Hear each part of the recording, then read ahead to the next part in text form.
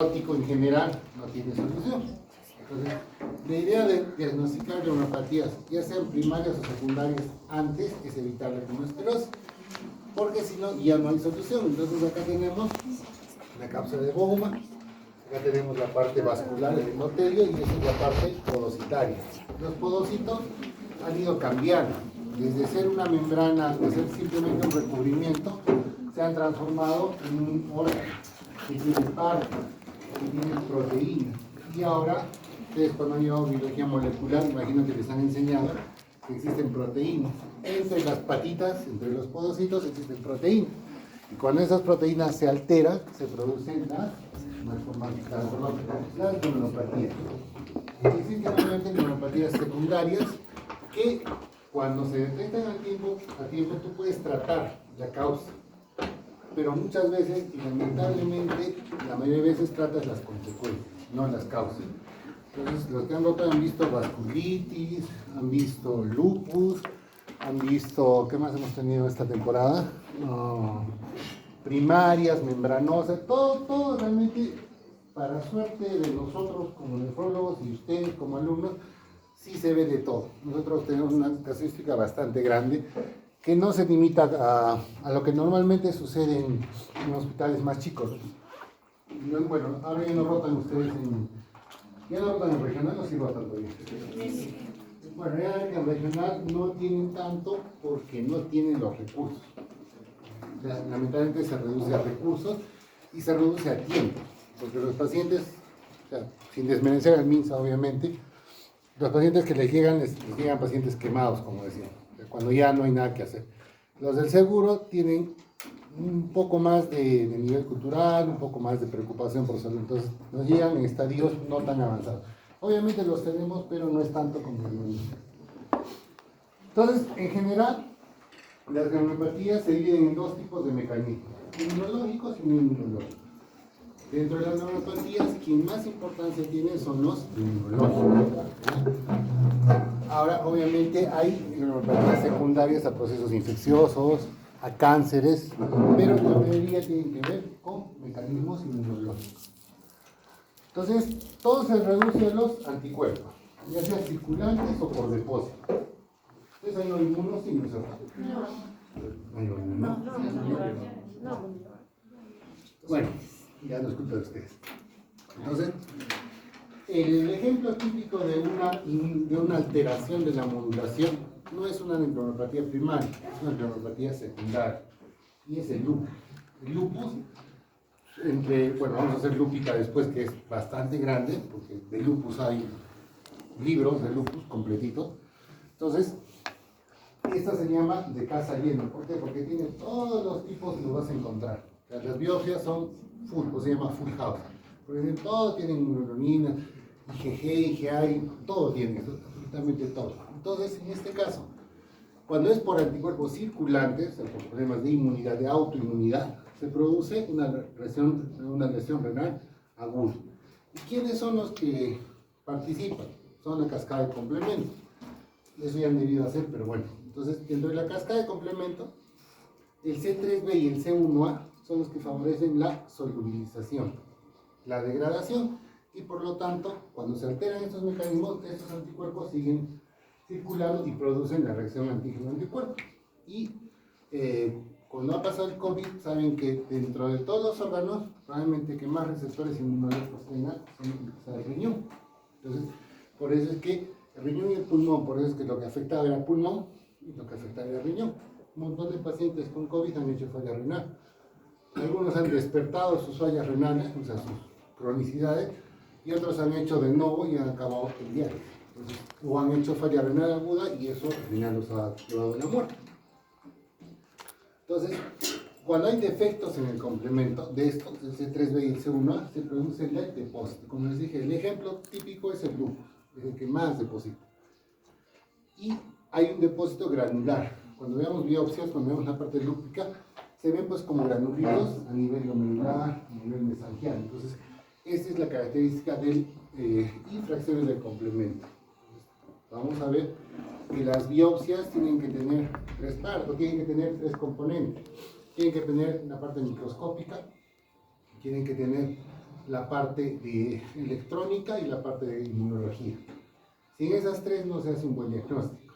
Lamentablemente, por ejemplo, nosotros en el seguro estamos limitados a la parte óptica. Tenemos que mandar las muestras afuera para que nos hagan el estudio completo. Pero eso genera un costo para los pacientes. Muchas veces los pueden asumir, muchas veces no. Entonces, más o menos, para que ustedes tengan una idea, el estudio de una biopsia cuesta 1.000 soles. Más o menos, ese es el promedio. Y los antígenos pueden ser exógenos, básicamente por infecciones, de endocarditis, es una causa importante de glomerulopatías. Los pacientes que hacen endocarditis pueden hacer, entonces, dentro de lo que se estudia estos pacientes, aparte del tratamiento antibiótico, el ecocardio es el posible compromiso renal. Entonces, si ustedes tienen una endocarditis y hace falla renal, es por un complejo. La sífilis, que era más frecuente antes, ahora es rarísimo encontrar, había sífilis primaria, secundaria, terciaria. Ahora encontramos primaria y rara vez. Hay algunos, todavía debe haber algunos pacientes que caminan como los zombies, esos son sífilis secundarios, por compromiso neurológico. Pero eso ya no hay mucho, ¿no? Y eso era más común, obviamente, antes de que hubiera el preservativo, porque la sífilis se contagia por enfermedades de transmisión. Entonces era bastante frecuente encontrar sífilis terciaria. Y los endógenos básicamente son globulinas, son parte de DNA. Entonces, es algo que nosotros mismos tenemos. Por eso, por ejemplo, el lupus, una prueba es el anti-DNA nativo, nuestro mismo anti-DNA, para determinar la severidad del lupus y el compromiso, ¿no?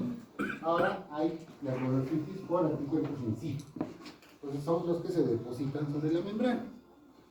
¿Qué pasa? Los antígenos se fijan a una estructura renal y finalmente el anticuerpo es el que viene el antígeno y produce la reacción antígeno-anticuerpo. ¿Dónde se ve más? En la membranosa. Esa es la típica. Pues la membranosa tiene más proteína, porque hay más compromiso glomerular. Arrasa con los podocitos. Entonces la que más, por ejemplo, hemos visto un paciente que tenía, ¿cuánto? 20 gramos de proteína. Se sacan su cuenta, si 3.5 es nefrótico, él tenía 20 gramos de proteína. Y la pose estreptocócica, que antes era más frecuente, pero básicamente por el uso hasta cierto punto indiscriminado de antibióticos no existe, ya no es muy común. Todavía se puede, por ejemplo, ¿dónde pueden ver estreptocócicas más? Que en el seguro es en el niño. Y eso está asociado a las condiciones de higiene, salubridad, economía, etc. Entonces, eso es más común ver en los niñitos. Los niñitos que vienen de las comunidades, ellos. Nosotros, por ejemplo, yo entre la residencia y el tiempo que tengo trabajando, no he visto nunca una pose estreptocócica en el seguro. He visto por sí, pero estreptocócicas no. Y básicamente, en este caso, se produce en la vertiente epitelial de la membrana basal. Entonces, ustedes saben que la membrana basal tiene una parte, como quien dice, visceral y otra parietal en la parte epitelial, la que va contra la membrana basal. Entonces, ¿qué pasa? Esto es lo que tiene que hacer al final, es coger el complemento. El complemento es el gran responsable de esta destrucción. Entonces, hay autoanticuerpos que tienen que hacer estabilizar la C3 convertasa. Cuando se estabiliza la C3 convertasa, baja la C3 en la sangre y esto que pasa que es depósito de anticuerpo. Y este anticuerpo, en líneas generales, se llama el factor nefrítico C3. Se está buscando medicamentos que precisamente ataquen este factor. Hasta ahora lo que damos va en inmunomodulación y inmunosupresión, no cogen el C3, simplemente son cogen los síntomas, pero no la razón. Y hay alteraciones inmunológicas, donde los macrófagos producen fibrina. Entonces, cuando veamos lupus, van a ver que hay lo que se llama crecientes celulares. Las crecientes celulares son producidas por fibrina. Cuando la fibrina se acumula, produce obviamente fibrosis y eso produce daño renal irrecuperable. Entonces, cuando vemos lupus, el lupus es el ejemplo típico. Van a ver que de acuerdo a las clases funcionales, cuando tengo más proceso fibrótico, más proceso crónico que agudo, mi pronóstico es peor. Entonces, la idea es reducir la parte aguda, bueno, la parte crónica. ¿Y quiénes también producen este daño glomerular? Lo más común es la hipertensión arterial sistémica, que al final, por reflejo, va a producir hipertensión arterial glomerular. Pero lo que yo les digo en las rotaciones, es muy raro que la hipertensión primaria esencial, la que tienen los viejitos, sea causa de daño glomerular. O sea, no es una causa. Si tú encuentras hipertensión en un paciente con nefropatía, generalmente no es la causa. En el 90 y tantos por ciento no es la causa. Es simplemente una consecuencia. Es causa simplemente cuando tenemos hipertensión renovascular, hipertensiones malignas. Y esas hipertensiones son de gente joven, no son de gente mayor, son de gente de 30, 40. Son personas que, digamos, de 30 han empezado a tener dolores de cabeza y por azares del destino, ¿qué han pensado? O sea, normalmente, ¿qué sucede cuando tú tienes un dolor de cabeza? Te tomas un analgésico, es lo más normal. Entonces son pacientes que han hecho presiones muy elevadas y que por alguna razón X han acabado en el hospital. No han ido por su presión, han ido, no sé, pues porque se chancaron, se golpearon, y les toman la presión y acaban teniendo hipertensiones malignas. Nosotros hemos tenido un chico que se estrelló, se sacó la mugre en bicicleta, lo llevaron al hospital por la estrellada, y alguien le tomó la presión y su presión estaba en el estratosfera. Al final ha acabado en diálisis. ¿Dónde han ido?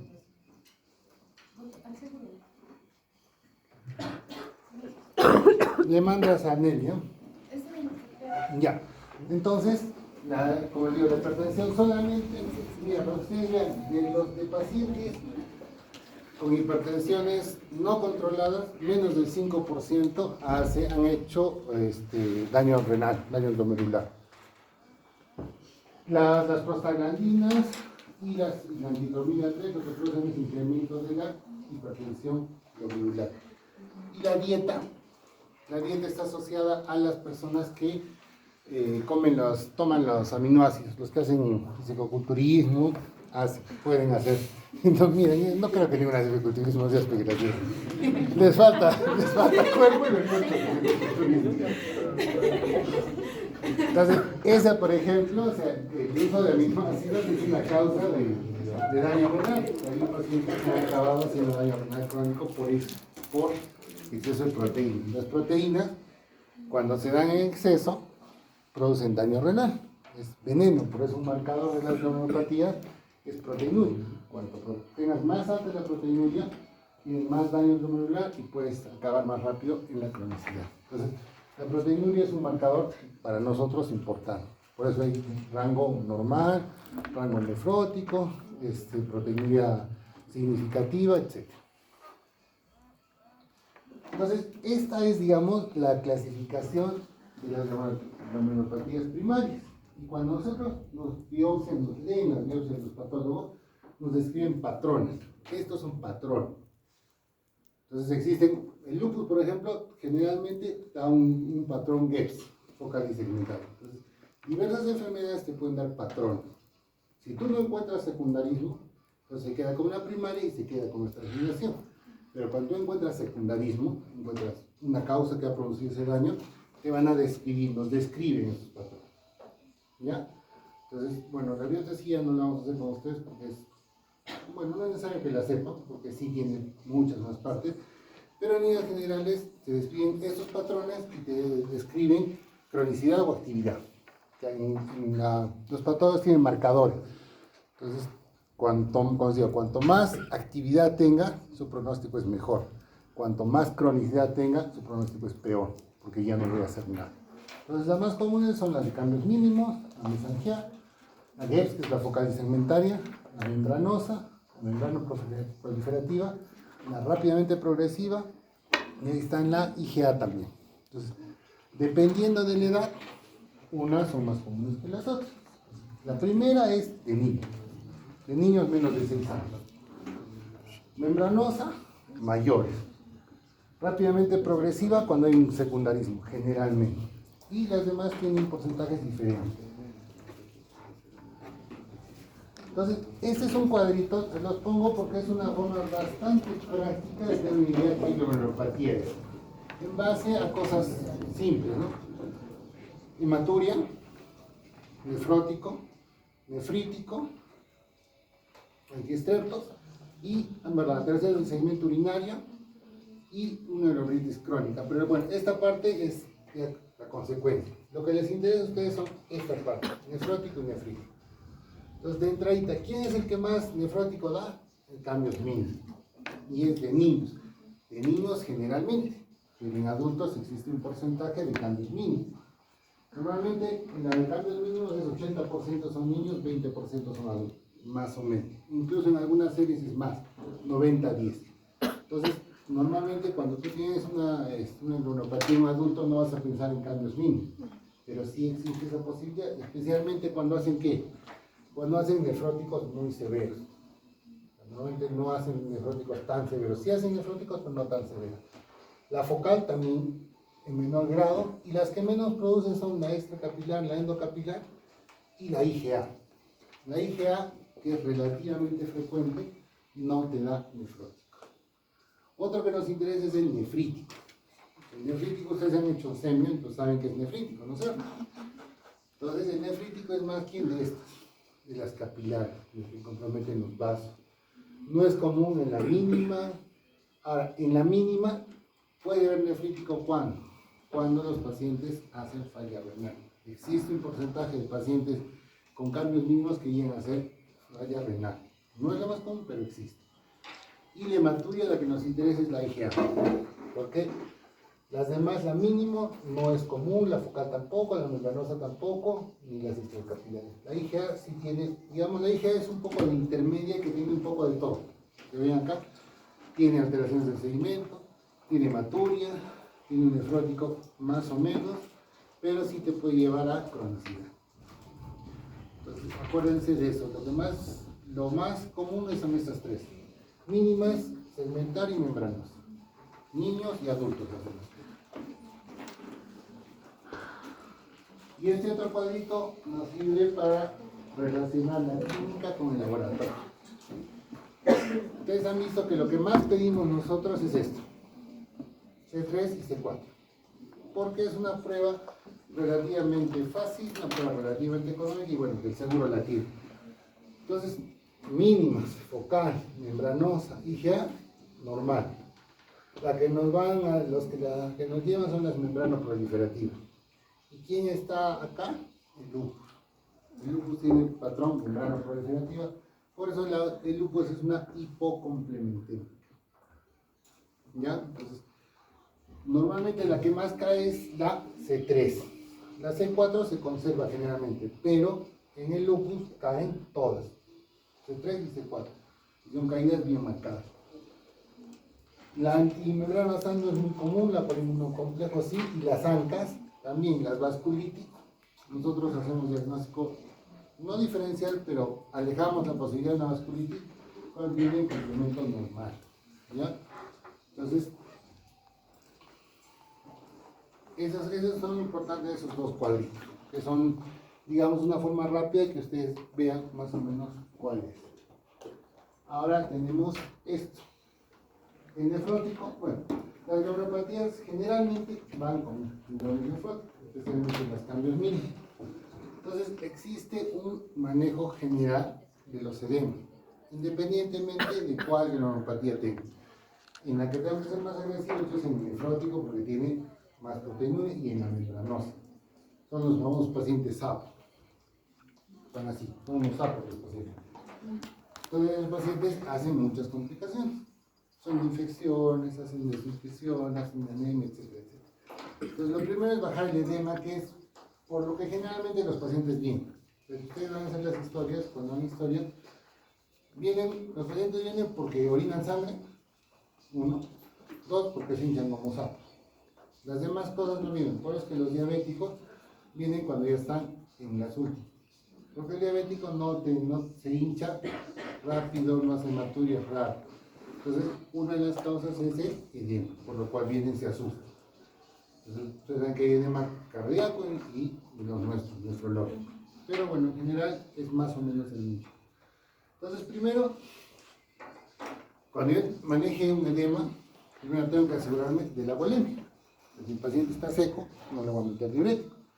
Entonces, un paciente que está normovolémico, entre comillas, lo que pasa es que el fuego está afuera, no está donde debe estar, pero puede usar furosemida.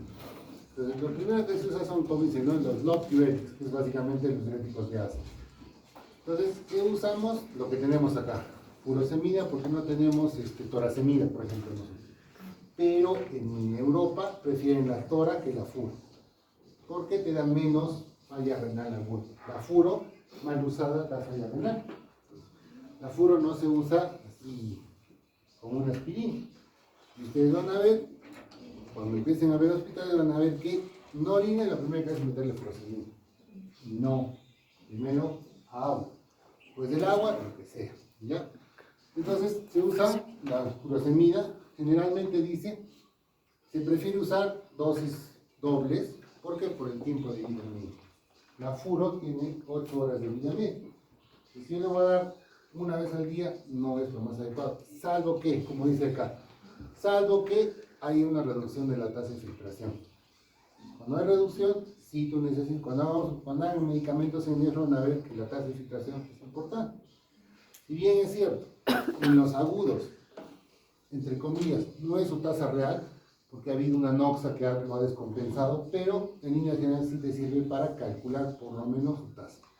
Entonces, se usa de preferencia 2 dosis, monodosis, cuando es un paciente renal.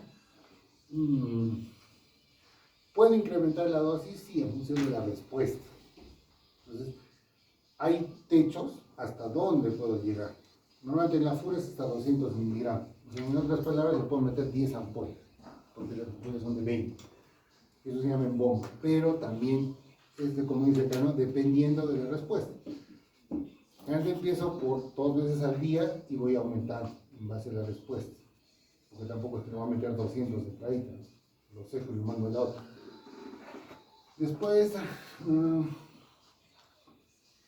ya, entonces puedo también aumentar, en este caso, no la bumetamida, que sí se puede usar, no la tenemos nosotros, pero se puede aumentar. La siguiente parte es sodio. Entonces, el sodio sí es importante y tenemos que restringir. Ahora, esta es la guía del 2021 de la CADIGO, que es el ente normador de esto, pero ven que es 2 gramos. 2 gramos es nada, bien fea la comida con 2 gramos. Normalmente nosotros usamos 12 gramos de sal, en promedio, todo. 12, 10 gramos es nuestro estándar. ¿Ya? Nosotros les bajamos hasta 6 y hasta 4, porque con 2 no te comes. Los que han rotado, hay una chica que está con sus tubos, ¿se acuerdan de la chica de los tubos? Ella, por ejemplo, es una chica que ha hecho un lupus, que ha hecho falla renal, que ha hecho derrame pleural, que ha hecho neumonía, ha hecho DSB, la otra es la DSB, y ella, por ejemplo, se quejaba porque la comida era así, con 4 gramos, y no la come. Entonces es un círculo vicioso, le bajas la sal, es cierto, pero como no come, funciona igual, igual se desnutre, igual esta chica hace derrame pleural, por eso está con sus 2 tubos ahí puestos. Entonces, yo les aconsejo que normalmente son 4 gramos, 6. O sea, es mejor ser un poco más permisible en la sal que ser tan radical y después no te comes. Ahora, ¿puedo usar otros diuréticos? Sí, puedo usar otros diuréticos. Quiere decir, las tiacidas, los ahorradores de potasio, pero tienen limitación. La tiacida, su primera limitación es que depende de la tasa. Si tiene una tasa baja, no puedo usar tiacida. La segunda limitación es que ya puede producir hiponatremia. Entonces, depende de la condición del paciente.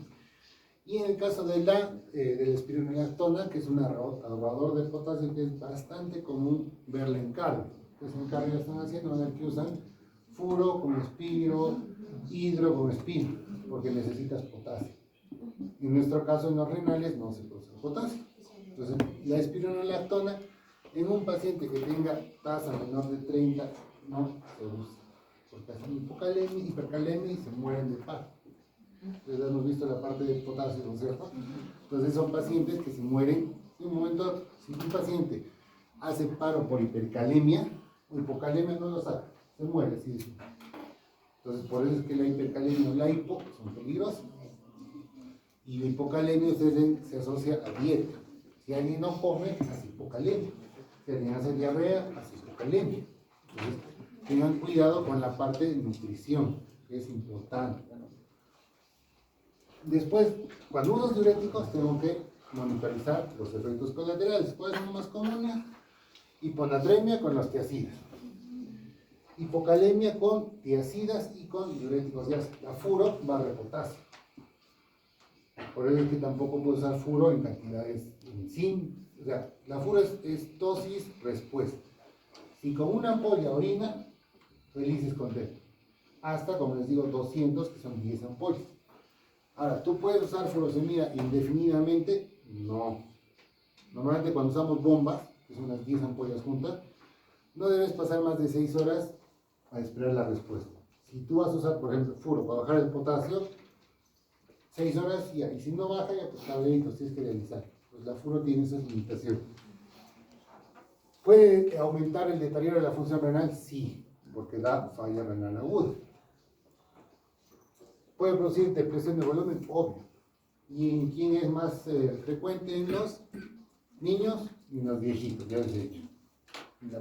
Hay una pregunta, pero ya he visto que se han equivocado porque tenían que poner que el pulso era lo que servía, no la... ¿Cuál es la otra parte? No los extremos de la vida. Claro, porque los extremos son los viejitos y los ancianitos.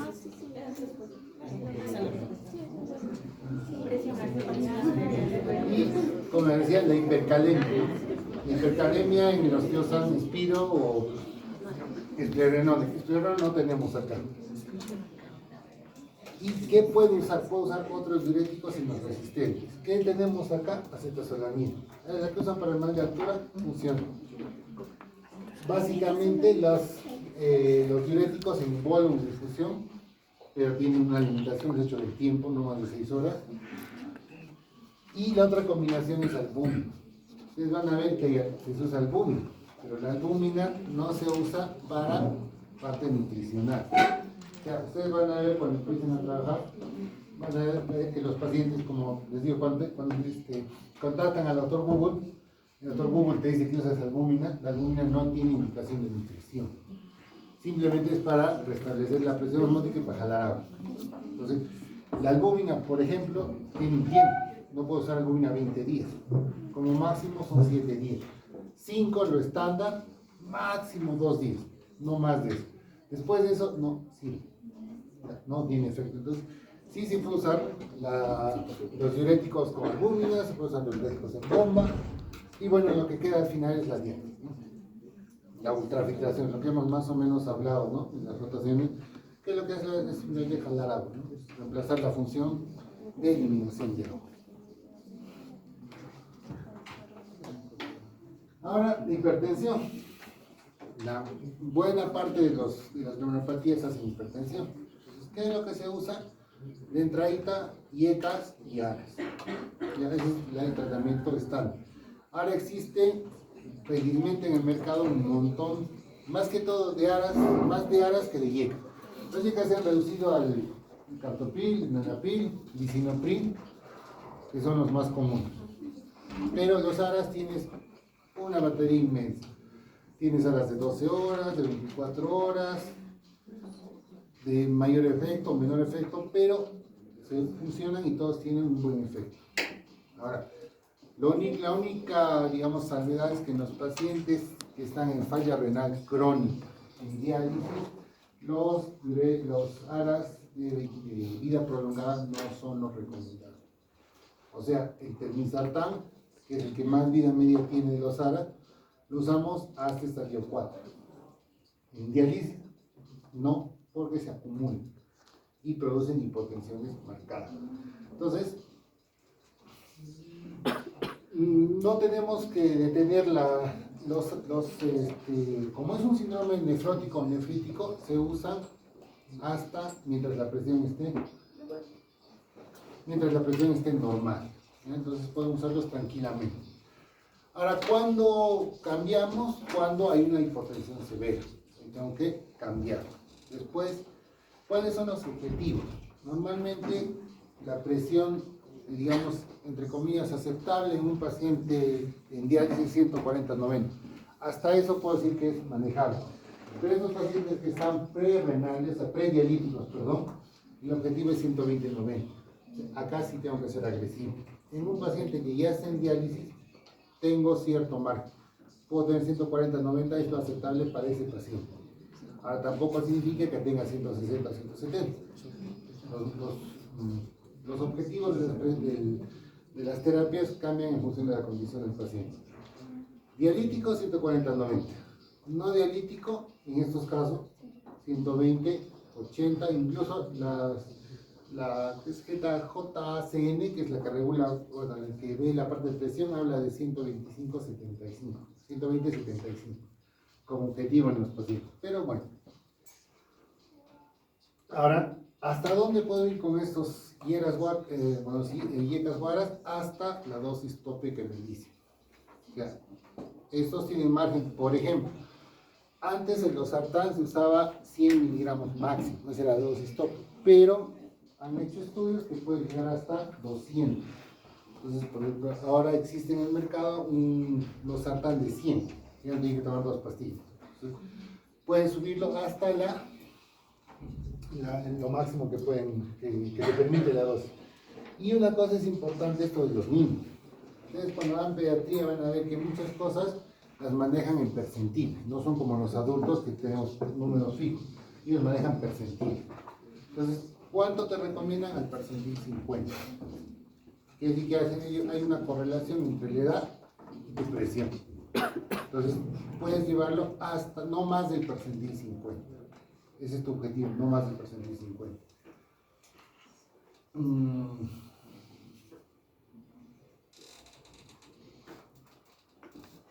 Allá. ¿Cuánto tengo que bajarle la proteinuria? Yo, en general, se considera que una granulopatía está controlada cuando mi proteinuria es menor de 1 gramo. Lo ideal es llevarla a menos de 300, es lo que te dice. Menos de 30 es normal, entre 30 y 300 es significativa, más de 300 es proteína franca. Entonces, tú puedes, en un paciente de estos que está recibiendo antihipertensivos, puedes considerar exitosa tu terapia cuando tiene 1 gramo, hasta 1 gramo. O sea, no debe ser tan agresivo. Podrías manejarlo con 1 gramo siempre y cuando estén controladas las otras cosas. Porque si tiene 1 gramo, pero su presión sigue por las nubes, entonces puede ser más agresivo. Entonces, el gramo es el punto de corte.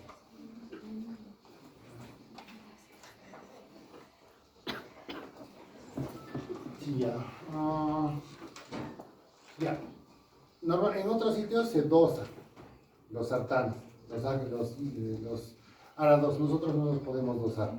Pero sí tendrías que entrar en relación con la falla renal aguda, porque saben que los IECAS son causa de falla renal aguda. Entonces deberíamos dosar. Nosotros no nos dosamos, no tenemos los recursos, pero en otros sitios sí te dosan. Ahora, ¿puedes usar ARAS con diuréticos? Sí. Mientras tu presión sea estable, mientras no se hipotense. Normalmente la presión arterial pura, la hipertensión arterial pura, se maneja con IECAS y con diuréticos, con tiacidas. Ahora nosotros, como les digo, no usamos tanto tiacidas por eso, por la tasa. Usamos más furosemida.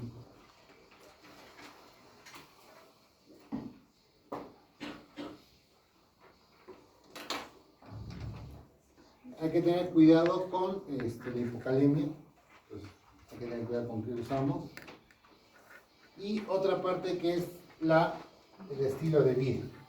El estilo de vida lamentablemente se ha vuelto un tema trillado, porque en todos sitios te dicen, no, reduzca tu estilo de vida, mejora tu estilo de vida. Pero no es tan fácil. Primero, acá es por nuestra dieta. Es difícil, nuestra dieta es bien complicada. Y cambiar una persona de dieta es muy difícil. 2, la parte del peso. Lamentablemente, el peso está asociado con las pocas condiciones que hay en Sudamérica en general para una actividad saludable. Entonces, si ven películas, ven algo, o han viajado a Estados Unidos, Europa, ellos tienen parques, tienen un montón de cosas que nosotros no tenemos. El Central Park en Nueva York es, o sea, todo el mundo va a correr, a montar bici. Acá no tenemos más que bueno, el canchoncito que tienen ustedes acá. O bueno, las personas que pueden pagar un gimnasio, obviamente no todo el mundo puede pagar un gimnasio, ¿no? Y aparte que el gimnasio también tiene sus complicaciones, porque pues ahora hay tantos gimnasios que ponen unas máquinas y eso es un gimnasio. Pero el gimnasio, o sea, la actividad física asociada a un gimnasio, tiene que ver con preparador, con nutrición, con un montón de cosas que no te las dan. Entonces resulta peor. Lo único que digamos sería fácil cambiar es el tabaco, que digamos que depende mucho de uno.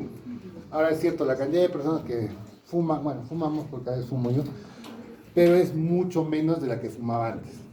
O sea, yo cuando tenía ustedes iba a una discoteca y fumaba gratis porque todo el mundo fumaba. Ahora no es así. Cuando se fuma en restaurantes, es normal, ¿no? Ahora cuando ustedes no creo que vean compañeros suyos fumando. Y si verán raros. No creo que sea común. En mi época era común, todo el mundo fumaba. Era parte de la, digamos, de la cultura de esa época, ¿no? Y bueno, tenemos que ser, como os digo, ser más estrictos en el sodio, depende mucho también de la presión. Si tienes un paciente muy hipertenso, sí debe ser más estricto, pero lo mismo que les digo, ¿no? O sea, no siempre cumplen, es bien difícil que te cumplan esta parte. Ahora la dislipidemia, el nefrótico va con dislipidemia, ¿cierto? Es parte de la clínica del nefrótico. Entonces, también igual, existen ahora las estatinas, los fibratos, existen un montón de estatinas. Antes solo teníamos la atorvastatina, era lo máximo que teníamos. Ahora hay Atorrox, hay un montón de estatinas. Entonces, se ha visto que sí, definitivamente las estatinas son la primera línea, ¿no? Porque también ha mejorado su calidad, ha mejorado su efecto, ha disminuido la dosis, pero ¿se pueden usar, aparte de las estatinas, los fibratos? Sí. O se pueden usar la ezetimibe, que es la nueva, que sí funciona, y la única ventaja es, bueno, aparte de las estatinas, también va con todo lo que es el estilo de vida, peso, tabaco, ejercicio, etcétera, etcétera. A ver qué más. Ya.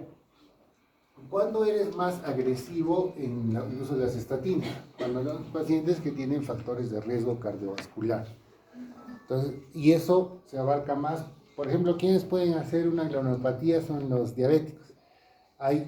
Por diabetes hay parte, hacen una membranosa, una membranosa o una membrana proliferativa, dependiendo.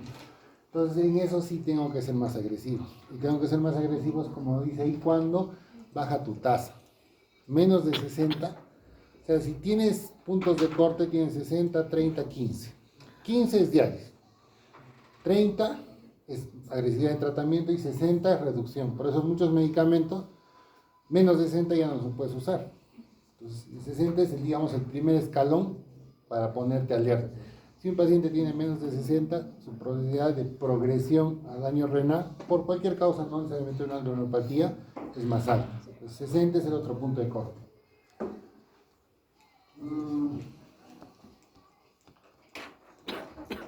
Ya. Ahora, en los niñitos, ¿se usa estatinas? Generalmente no. En los nefróticos, los chiquititos de 4 años, 5 años, generalmente no usan estatinas. Salvo que, como dice acá, ¿no?, tengan el LSH, el colesterol malo, excesivamente alto. Normalmente, en las guías, se recomienda que el objetivo es 70, menos de 70. Y hay pacientes que pues vienen con 200, 250. Entonces, en esos niñitos sí puedes usar estatinas. Y otra cosa, no se usan estatinas. Ahora hay un montón de medicamentos que tienen efectos prolongados. En este caso no. Entonces cuando hagan neuro, bueno, ahora hacen neuro, ¿no? El próximo. El próximo. Bueno, entonces en neuro, por ejemplo, ven que antes se usaba Ator de 20 para los DCBs. Ahora se usa Ator de 80. Entonces, sí se ha visto que determinados medicamentos los pueden usar más altos. En los nuestros generalmente no usas 80, usas 20, en algunos 40, pero 20 es el promedio. Y acá tienes las otras posibilidades, ¿no? Tienes los fibratos, que hay un montón, el ácido nicótico no lo tenemos, la tisaminida sí la tenemos, PKSK no lo tenemos, pero por ejemplo este Citimivida, cuando se usa en combinación con las estatinas es muy bueno. Realmente funciona. Y la ventaja de ese es que puedes usarlo 2 o 3 meses y los triglicéridos y el colesterol caen terriblemente. O sea, es muy bueno para esto. Y de otra parte viene la anticoagulación. También dentro del tratamiento se anticoagula a los pacientes, parte del síndrome nefrótico. Pero hay que tener en consideración estas 3 cosas: anticoagulación plena, profilaxis y contraindicación. ¿Cuándo la anticoagulo plena? ¿Plena qué quiere decir? Que uso la dosis que le corresponde. Obviamente, si es renal, tengo que hacer con corrección. Pero en líneas generales, la anticoagulación plena es la dosis estándar. Se usa en pacientes con trombosis venosa, que es común. Se usa en pacientes en trombosis arterial, no es tan común. Se usa en edema pulmonar, en tromboembolismo pulmonar. Y se usa en fibrilación arterial, FA. Ustedes van a ver mucho, cuando vayan a emergencia, hay mucho FA. Hay mucho paciente que fibrila. Que ni siquiera sabe el paciente que fibrila hasta que viene por un dolor de pecho, le damos un taje y está fibrilando. Entonces, en ellos sí, pero cuando no sea de causa valvular. Esta es la diferencia. ¿Okay? Hay fibrilación de causa valvular. ¿Eso quién te lo ve? El cardiólogo. ¿Quién te dice que tiene lesión valvular? Es el cardiólogo. Pero si le hacen un ecocardio y no encuentran causa valvular y encuentran fibrilación, los anticoagulas pleno. Y después viene otra parte que es los profilaxis. Y en los profilaxis, ¿qué me interesa? 3 cosas: nivel de albúmina y proteinuria. Antes la guía era un poco menos, digamos, más permisible, más agresiva. Con 8 te decían que tenías que anticoagular, con 8 de proteinuria. Ahora la han subido un poco y ya se han subido a 10. Porque han visto que costo-beneficio no hay diferencia entre 8 y 10. Entonces, si tiene más de 10, lo anticoagulas como profilaxis. Si tiene albúmina menos de 20, lo anticoagulas como profilaxis. Esa paciente que tenemos nosotros tenía 11 de albúmina. Entonces, tenía riesgo de trombosis. ¿Cuál es el problema de la trombosis? No es la de miembros inferiores, que es la más fácil. Es que hacen DCB arriba, o que hacen TEP. Un paciente que haga TEP se muere. O sea, el TEP es, si no lo diagnosticas a tiempo, el TEP se te muere. En un minuto se te muere el TEP. Entonces, por eso es que se ha hecho eso, y el índice de masa corporal mayor de 35. Pero ahí hay una salvedad. Una cosa es, digamos, una persona que no tiene edema, que probablemente su índice sea, y otra cosa es uno hinchado. Entonces, eso, el índice de masa corporal, hay que ver. Si está hinchado, obviamente sí tengo que anticoagularlo, porque no voy a poder calcular su peso real. En uno que no tenga mucho edema, sí puedo usar esto el índice. Y 35 es pues obeso. Digamos, sería como que yo pesara, ¿cuánto? Unos 140 kilos, 150 kilos, más o menos. Que una persona que debe pesar 50 pese 80 o 90. Ese es un índice de 35. Entonces, de por sí esas personas tienen, pues, varices, tienen un montón de cosas. Y ellos sí se les anticoagula. ¿Y quiénes son los que tienen la NIHA 3 o 4? Eso van a hacer en cardio ustedes. NIHA 3 o 4, lo anticoagula. En aquellos pacientes que tengan operación, cadera, fémur, porque son las que sangran, esas producen émbolos y trombos. En eso. Y en los que se prolongan. O sea, esta parte de los que están inmovilizados por mucho tiempo se aplica a los pacientes con nefrótico severo, porque si tú estás sapo, no te vas a poder caminar y vas a estar en tu cama horas de horas. Entonces, ellos sí, por el riesgo. Incluso cuando ustedes cuando ven nefrótico, se los pesa. En los niños es fácil porque lo coges al niñito, te pesas tú con el niño y sacas su peso. En una persona que está con nefrótico marcado no se puede parar, no se puede pesar. Entonces, por ejemplo, se mide el perímetro del muslo. Lo malo es que este es subjetivo y depende de quién lo mire.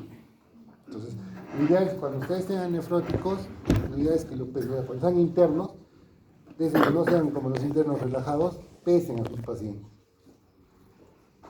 Porque eso te va a ver realmente cuánto es el delta de peso. ¿Y cuáles son las contraindicaciones? Primero, posibilidad de sangrado. ¿Hay pacientes que sangran? Sí. Entonces también tienes que Cuando anticoagulas, especialmente con warfarina, tienes que pedirle sus perfiles, porque la warfarina interrelaciona mucho con medicamentos y produce sangrado. Entonces van a ver, cuando vayan a la emergencia, cuando hagan clases con la doctora Margot, que después es la que hace ahora, con la doctora Diana, van a ver que hay muchos, hacen sangrado por sobre anticoagulación. Entonces es porque toman un montón de medicamentos y pasa eso. Después, ¿quiénes tienen? Pacientes que tienen posibilidad de sangrado. Ustedes saben que hay DCB isquémico y hemorrágico. El hemorrágico tiene mejor pronóstico porque es sangre, la sacas y soluciona el problema. El isquémico no, porque mata. Entonces, sangrado, lesiones nerviosas, bueno, alteraciones genéticas, los tipos, que no es muy común, y la posibilidad de sangrado gastrointestinal. Los que hacen sangrado sí, tienen que tener cuidado con la anticoagulación.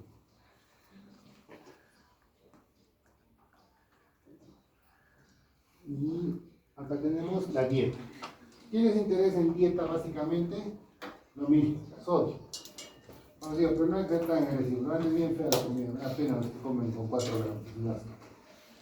Y la parte de la proteinuria. Entonces, es contraproducente. Digo, si yo pierdo un montón de proteína, debería comer más proteína, ¿no es cierto? Por lógica, suma-resta. Pero ya se ha visto que las proteínas en dieta producen una proteinuria más alta y producen más daño renal. Entonces se hace restricción proteica. Normalmente una persona sin patología consume 1.2 hasta 1.5 gramos kilo día. Eso es más o menos el estándar, lo que deberíamos consumir todos. A ellos se los bajamos hasta 0.8 a 1. Obviamente está en relación a la proteína. Si tiene 10 gramos, definitivamente que le voy a poner 0.8. Ahora, eso está en función de cuánto tenga el paciente. Y puedo calcular qué más. Ahora, esto de la restricción proteica en los niños no está bien determinado. Pero como no hay estudios en general que avalen o desmientan, se sigue manteniendo 0.8 o 1 gramo. Ahora, el problema es que, por ejemplo, estos chiquitos que hacen nefrótico, por ejemplo, los que hacían nefrótico por postestreptocócica, ya vienen de por sí desnutridos. Entonces es un problema manejar eso. Van a verlo, bueno, pues, no van a rotar, los que rotan seguro no van a misa, ¿no es cierto? ¿O sí? ¿Dónde el doctor? ¿Dónde el doctor trabaja? No, el doctor trabaja, por eso no van. No, es que nosotros íbamos a los 3 hospitales. Paseamos por los 3 hospitales.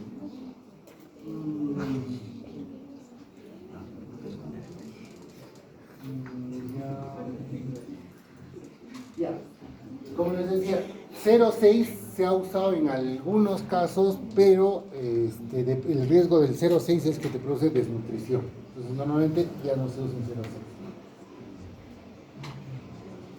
Ahora las calorías. Ustedes saben que nosotros engordamos porque comemos más de lo que gastamos, ¿no es cierto? Así de simple. Entonces normalmente ¿cuánto tenemos de calorías? 35. Es lo que deberíamos usar todos, 35 kilos día. En estos pacientes existe una controversia. Si bien es cierto, estos pacientes están en hipercatabolismo, deberíamos darles más. Pero se ha quedado en que lo normal es 30. En esta guía te dice 35. Pero lo que se ha visto y otros, porque es la guía digamos, es como una compilación. Pero lo que se ha visto es que debe ser 30. ¿Por qué? Porque también son pacientes que están hipoactivos. Entonces, si yo les doy más calorías, ¿las calorías en qué se transforman? En grasa. Y la grasa que te da, hiperlipidemia. Y si es un hiperlipidémico, mi riesgo de producir DSB o infarto es más alto. Entonces, por eso es que se baja a 30. Y viene la parte de la biopsia. Entonces, ustedes cuando nos roten nos van a oír decir mucho, al menos en estas causas que no sabemos, hay que biopsiar. ¿Ya? Entonces, ¿la biopsia es el gold estándar? Sí es el gold estándar. En teoría, todo paciente con glomerulopatía debería ser biopsiado. Excepto, ahí viene el excepto, los niños que hacen nefrótico. ¿Ya? ¿Por qué los niños que hacen nefrótico no deben ser biopsiados? Porque es una enfermedad que generalmente tiene una remisión al 100%. No deja secuela, no deja consecuencia, no predispone a otras cosas. Eso es en los niños. Pero En los adultos sí. O sea, un adulto que haga nefrótico, sí tengo que biopsiarlo. ¿Por qué? Porque ese adulto en algún momento puede hacer otra glomerulopatía. En el adulto sí es un marcador de daño. Es como la infección urinaria. Si hago infecciones urinarias seguidas, mi riñón lo voy a dañar. Si es una no pasa nada, pero si son seguidas sí. Entonces, en este caso ya se ha visto que cambios mínimos en adultos es un marcador de progresión. ¿Y qué le puede dar? Una GEPS, se llama así, una focal segmental. Entonces sí se biopsia. Entonces, la biopsia renal es el código estándar para el diagnóstico y evaluación de enfermedades glomerulares en general. ¿Por qué nos sirve? Porque nos ayuda a modificar tratamiento. Así como les he mostrado, ¿cierto? El cuadrito donde tal glomerulopatía tiene C3, C4, etcétera, etcétera, no necesariamente se cumple a rajatabla. ¿Por qué? Porque cuando los biopsian encuentran esos patrones que les he dicho. Ahora, es cierto, en líneas generales, todas las glomerulopatías se tratan básicamente con corticoides, con inmunosupresores. Entonces, no varía mucho el tipo de droga que use. Son lo mismo, ¿no? Rituximab, ciclofosfamida, tacrolimus, nicotinamida. Lo que varía son los esquemas o la asociación de cosas. Antes era un poco más parametrado, digamos, antes era más simple. Escalabas, ¿no? Empezabas con uno, después seguías al otro, después seguías al otro. Esa era la escala de las cosas. Ahora, muchas veces mezclas. Bueno, antes, yo, digamos, cuando he empezado a estudiar la nefro, no mezclaba rituximab con micofenolato. Ahora sí mezclo, dependiendo de la agresividad de la enfermedad. Ustedes ya no la han visto, pero tenemos una niñita que ha venido el año pasado, el anterior semestre la han visto, que ha hecho una vasculitis y hemos usado todas las combinaciones habidas y por haber con esa niña. Obviamente documentadas, estudiadas, no es que se nos haya ocurrido.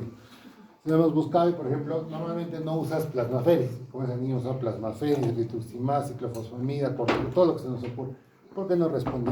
Entonces, eso te permite eso ahora, ¿no? De acuerdo al patrón, mezclar medicamentos. Ahora,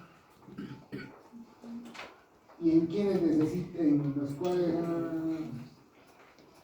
y en cuáles no necesariamente tienes que hacer biopsia si encuentras serología positiva, las famosas pruebas, Alpor, Fabry, antimembrana, ANCA-P, ANCA-C, que no necesariamente necesitas usar la biopsia. O sea, si yo tengo una vasculitis, ¿puedo tratarla sin biopsia? Sí. ¿Ya? Sí la puedo tratar sin biopsia. Pero siempre recomiendan que haya un basal. ¿Por qué? Porque una vasculitis puede tener otra enfermedad solapada. Con ustedes ya no vamos a hacer esa parte, pero nosotros sí hacemos eso, que hay asociaciones, hay combinaciones, artritis con lupus, eso pues es más de nosotros, ¿no? Ustedes no lo vamos a hacer porque no es necesario, pero sepan que existen combinaciones. Entonces hay cosas que se pueden obviar. Eso son, por ejemplo, el Fabry porque es serológico, el Alpro es serológico. Ahora, ¿a quién no biopsias? A los monorrenos. Mira, hacia el monorreno no se biopsia. Si tienes algo, tienes que darle en función de tu clínica, de tu sospecha diagnóstica. Pero el monorreno no se biopsia, porque puede tener una complicación, sangra y acaba en nefrectomía. Y por lo tanto acaba en falla renal. Entonces, monorreno no importa lo que sea, no importa, no, así de simple, no. Ya. ¿Tienen estos pacientes como el diagnóstico? Clínico, laboratorial y prueba terapéutica. Así de simple. Como el tratamiento es básicamente, en todas, es casi similar. A todos les metes corticoides. Dependiendo de la respuesta, les das ciclofosfamida. Si no funciona, les das rituximab o les das mico. Entonces son más o menos estándar, no hay mucha variación. Como les digo, lo que te sirven esas combinaciones que antes no se usaban. Ya, pues, yo cuando he empezado era pues un crimen decir rituximab con qué cosa usamos, con mico, pero ahora sí se usa. Y como te digo, esa niña que ya no la van a ver ustedes, sí hemos usado todos, desescalado. Es un poco más complicado el manejo, pero en líneas generales es lo mismo. ¿Alguna otra pregunta, chicos? ¿That's all? ¿Qué hora es? Hasta las 3 hacemos, ¿no? Sí. Yo tampoco he almorzado, tengo que hacer un montón de cosas. Ya. Esto podemos sacar, cambio mínimo. Los jalo, ¿ah? Ya. Entonces, ya, chicos. Entonces, cambios mínimos es un término, porque es un término, no es una enfermedad, es un término. ¿Qué se utiliza para definir una enfermedad glomerular que tiene síndrome nefrótico? En algunos casos, dependiendo de la severidad, puede ser un nefrótico o nefrítico, porque hacen hipertensión y hacen falla renal, que no es lo más común, pero sí se da, donde los glomérulos son normales. ¿Normales a qué? A la microscopía O. Y tampoco son positivos a la inmunofluorescencia. La única forma de diagnosticar, digamos, laboratorialmente un cambios mínimos es con microscopía electrónica. No hay otra forma.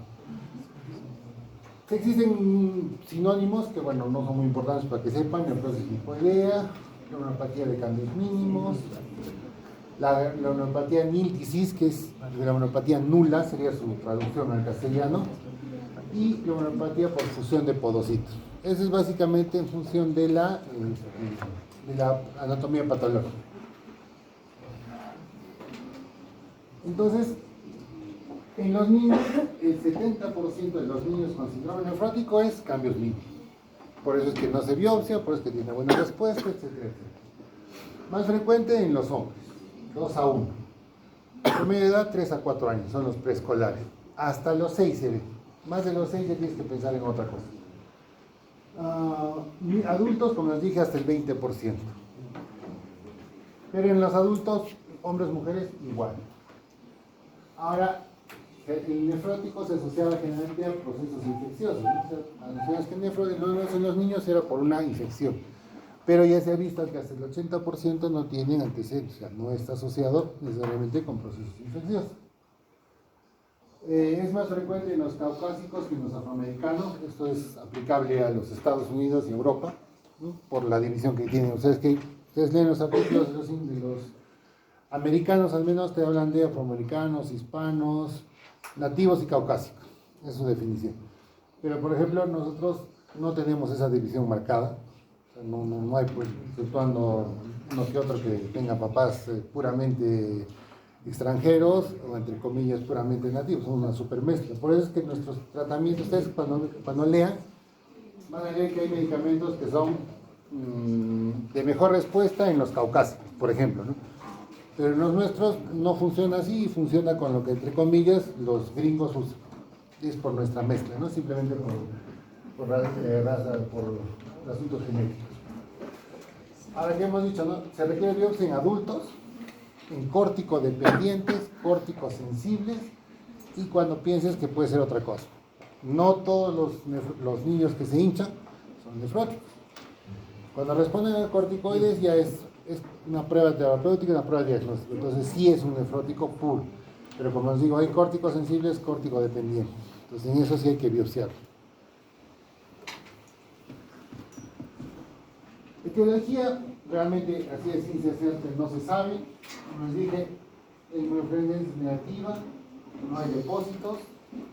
Y lo único que te sirve es el microscopio electrónico para corroborar tu diagnóstico, para confirmar tu diagnóstico. Normalmente la membrana basal no tiene alteraciones, pero básicamente, como es un problema de cargas, se debe a que se pierden los polianiones. Vamos a verles ahí un gráfico donde está la hendidura y van a ver que hay unas proteínas, y como son estas proteínas, se pierden las cargas, se pierden la identidad, se empiezan a perder estas proteínas.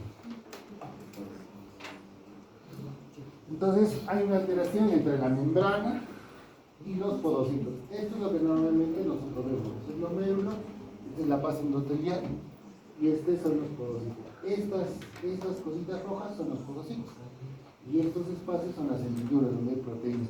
Entonces estos podocitos se fusionan, se pegan y al pegarse empiezan a aparecer huecos. Esos huequitos que normalmente deberían existir se agrandan. ¿Por qué? Empieza a haber destrucción. Entonces, esta es una fusión, ya no se ve esas patitas, sino se ve una cosa así. Entonces, al verse esa cosa así, se produce la pérdida de la membrana. ¿Y quién es el que más atraviesa? Es la albúmina. Por eso es que los nefróticos se habla de proteinuria selectiva. Selectiva significa que solo pasa albúmina. Las globulinas son más grandes. Entonces, por la destrucción, normalmente solo pasa albúmina al inicio, pero después empieza a pasar globulina. Por eso es que el nefrótico, si no evoluciona, hacen, por ejemplo, infecciones por pérdida de globulinas en etapas posteriores. Pero al inicio es altamente selectivo, por eso se llama altamente selectivo. Entonces, cuando se pide proteínas en los exámenes, tienes que pedir proteínas totales y proteínas fraccionadas. Entonces, si solo pides totales, y la fraccionar te permite saber si es glomerular o no glomerular. Por eso, si tu albúmina está normal, pero estás con hipoproteinemia, pides proteinogramas electroforéticos para ver qué tipo. Entonces también es una curva donde la albúmina es la que es más alta y pues van bajando. Entonces esa curva se altera. Entonces lo que se asocia es que hay una actividad anormal de los linfocitos T con liberación de las linfocinas, y esto al final produce aumento de la permeabilidad. ¿Para qué? Al aumentar la permeabilidad pasa lo mismo, se pierden las proteínas y se pierden los poliamiones. Y esto está asociado a que tienen una buena respuesta de los glucocorticoides, por ahí alteración de los linfocitos. Los glucocorticoides, a las infecciones recurrentes, tienen tendencia a la infección por gram positivos, que es más común de alteración del sistema linfocitario, y en algunos casos se asocia al Hodgkin. ¿Y esto dónde se ve más el Hodgkin? En los adultos. O sea, hay por ejemplo adultos que hacen Hodgkin y hacen síndrome nefrótico. Hay una asociación. También, bueno, tiene que ver con las atopías, también aparece con las inmunizaciones, se ha visto casos, con las infecciones de las vías respiratorias, que era lo más común antes. Y también ahí en los estudios se asocia con el HLA-B2. Eso es inmunología, qué pena que no haya inmunología, deberían llevar. Entonces, bueno, lo más común que es edema. Ahora, cuando ya son pacientes sapitos, eso se llama NASACA, ¿no es cierto? Entonces tienen derrame pleural, derrame pericárdico, tienen ascitis, y obviamente estos pacientes hacen, por ejemplo, ¿qué otra complicación tienen estos pacientes por el edema? Hacen destrucción de la piel. Ustedes han visto las embarazadas, ¿no es cierto? Cuando se hincha, hay destrucción de las fibras.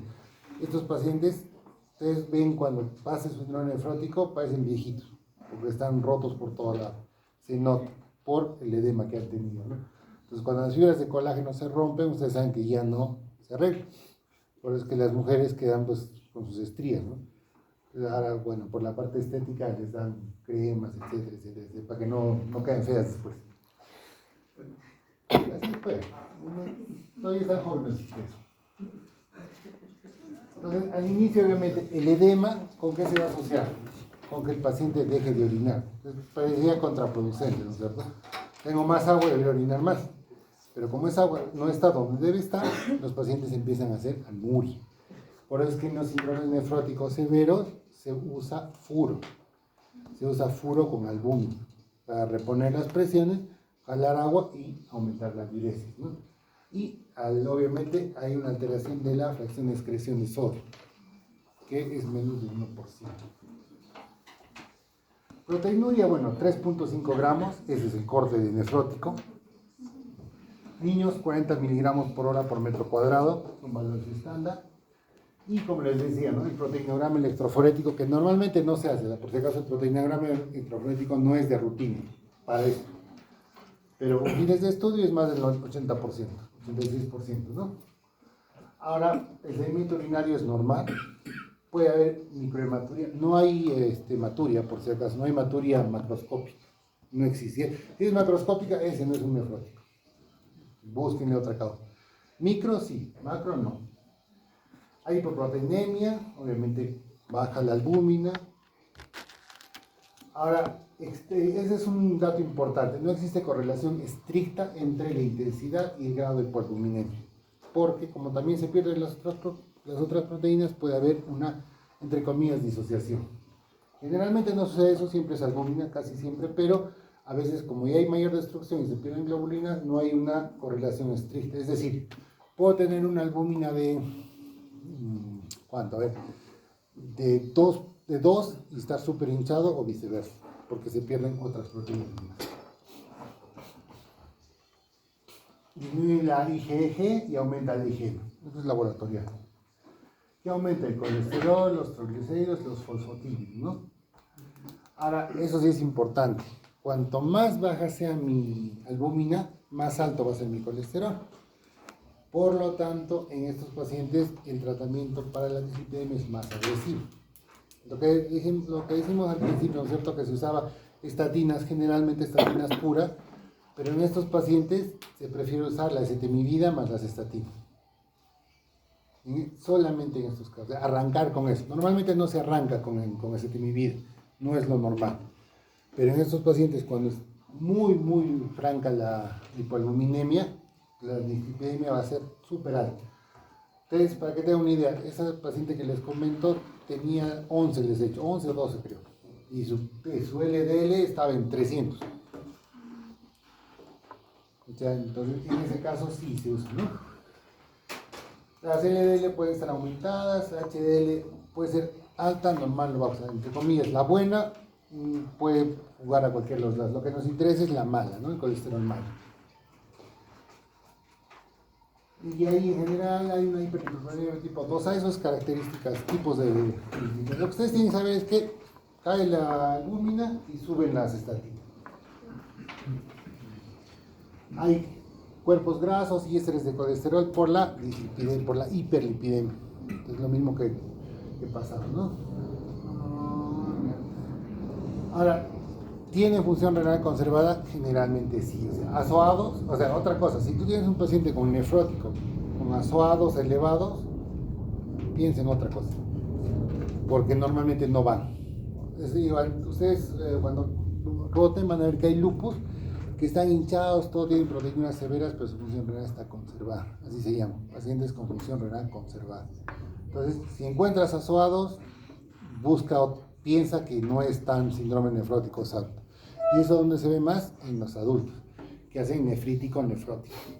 Entonces, hipertensión, hematuria, falla renal, no es puro. Algo más tiene que haber. Puede ser puro, es cierto, hay casos, pero tienes que pensar que algo más está. Es igual que los diabéticos. Si tienes un diabético que tiene alteraciones diferentes a las que normalmente debería tener, por ejemplo, un síndrome nefrótico, un paciente, una nefropatía diabética en un estadio 3 no te da falla renal. Pero si tiene falla renal y salen 3, piensa en otra cosa. Hipertensión es poco frecuente, solamente cuando hace nefrítico, cuando es muy severo. Y complemento. El complemento, si tú tomas, esto es más que todo se aplica a adultos. Si tiene un adulto, tienes un nefrótico, entre comillas, no es un nefrótico por clínica, pero tiene hipocomplementemia, tampoco es un nefrótico puro, algo más tiene. Por eso es que siempre les pedimos complemento. Biopsia, ya hemos dicho, ¿no? Corticoresistencia, corticosensible o duda diagnóstica, o adulto. Entonces, desde el punto de vista histopatológico, como les digo, ¿no? En la óptica no hay nada. A veces hay prominencia de las células del epitelio, hipercelularidad mesangial, lo que vamos a verlo en el gráfico. Hipercelularidad significa que hay más de 3 células juntitas. Eso es hipercelularidad. Hay endocapilar, membranosa, etc. Realmente no lo encuentran. Y la parte tubular, a veces hay cotas de generación hialina, se llama. Pero en otras neuropatías sí es marcada. En este caso no es muy común. Inmunodeficiencia, negativo en más del 50%. En algunos casos C3 y GG a nivel mesangial, no a nivel mesangial. Y en los electrónicos, pues los porocitos son más.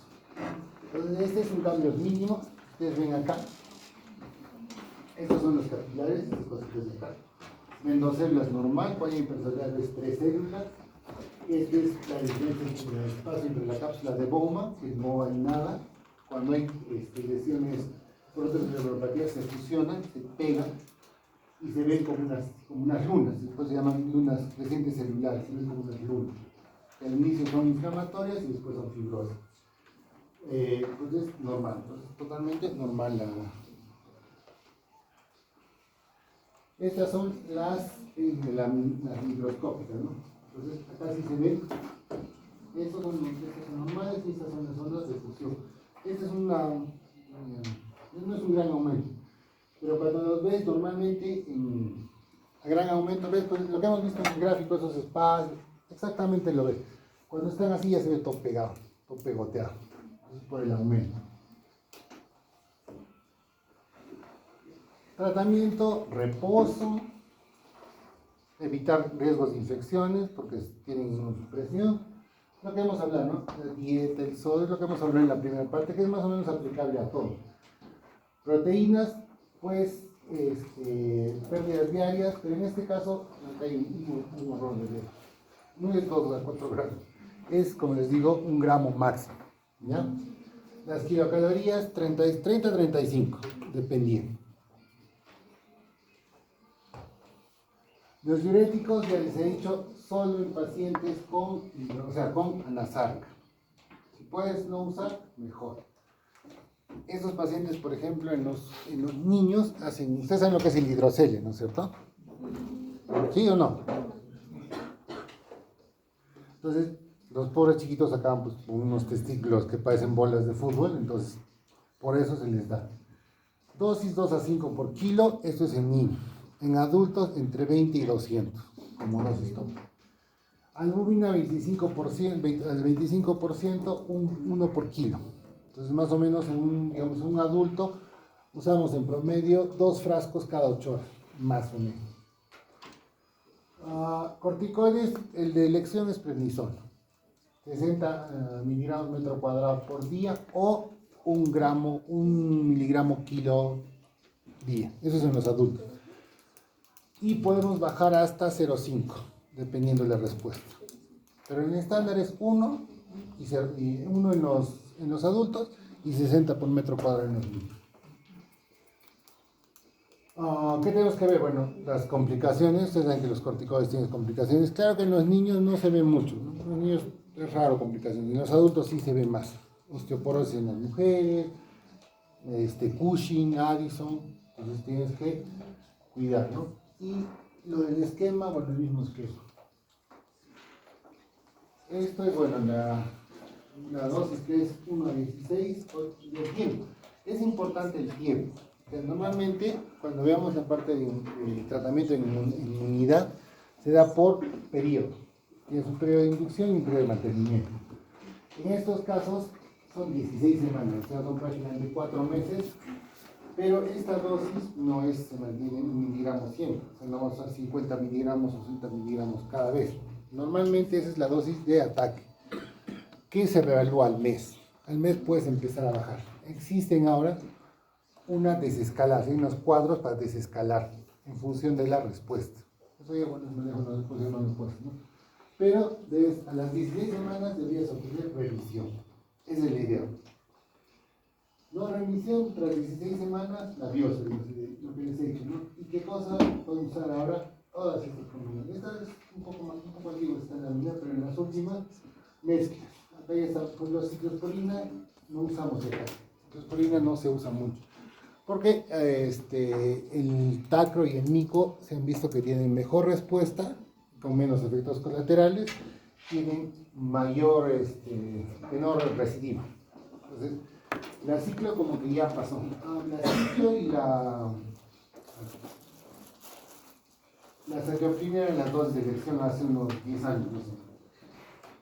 Usamos todavía salpio en pacientes en los cuales el mico y el tacro producen efectos colaterales. En ellos todavía estamos usando. Pero en general, la mayoría con ciclo responde. Algoritmos o microfonales. Ustedes ven acá, ¿qué es esto? Esto es igual a esto, ¿no es cierto? Los dos brazos son iguales. Lo que pasa es que si tú empiezas con esto y no responde, te pasas al otro lado. Y así viceversa. Por eso es que son más o menos iguales. Ahora tienes los que no recibieron, los que reciben frecuente y la corticodependencia. En este caso, la ciclofosfamina es la dosis de la droga de elección. Antes se usaba más ciclofosfamida en pulso. Entonces dar una dosis alta a un tiempo corto.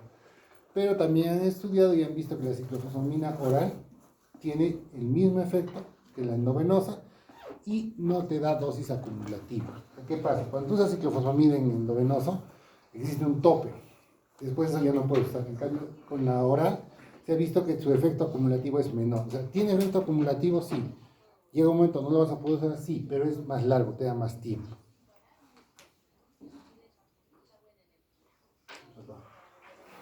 Pronóstico, bueno, como les dije, bueno en el 90% de los casos, solamente cuando son córticos sensibles, córticos dependientes o recidivantes, el pronóstico cambia. Tienes que usar esquemas seguidos o en todo caso bajar el corticoide a lo mínimo posible y usar ciclofosfamida, que es la otra opción.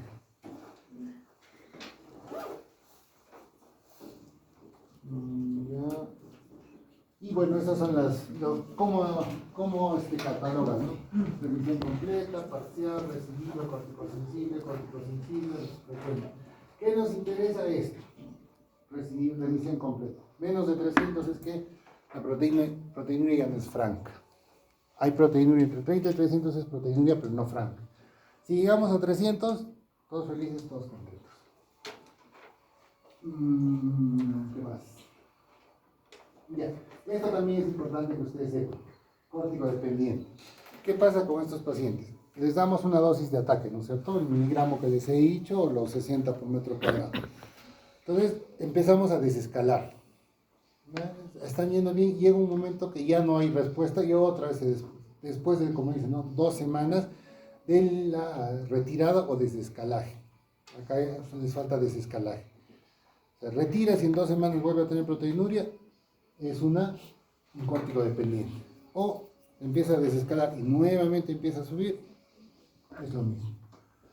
Y bueno, córticos resistentes que le das el corticoide en la dosis que corresponde y no pasa nada. No funciona nada, absolutamente nada, eso es inmediato.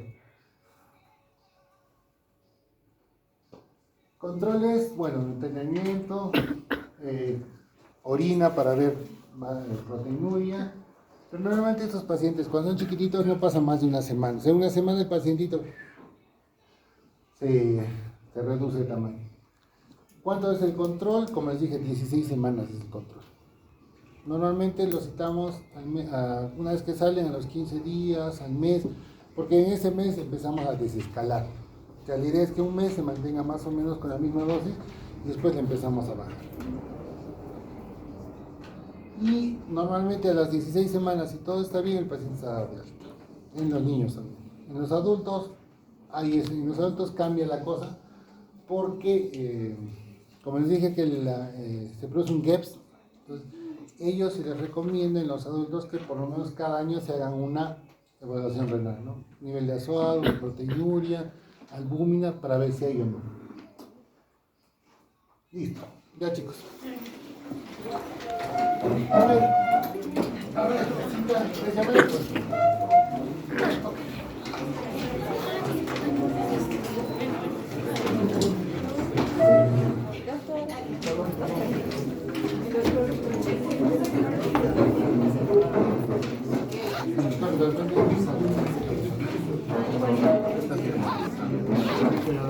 depende de la evaluación.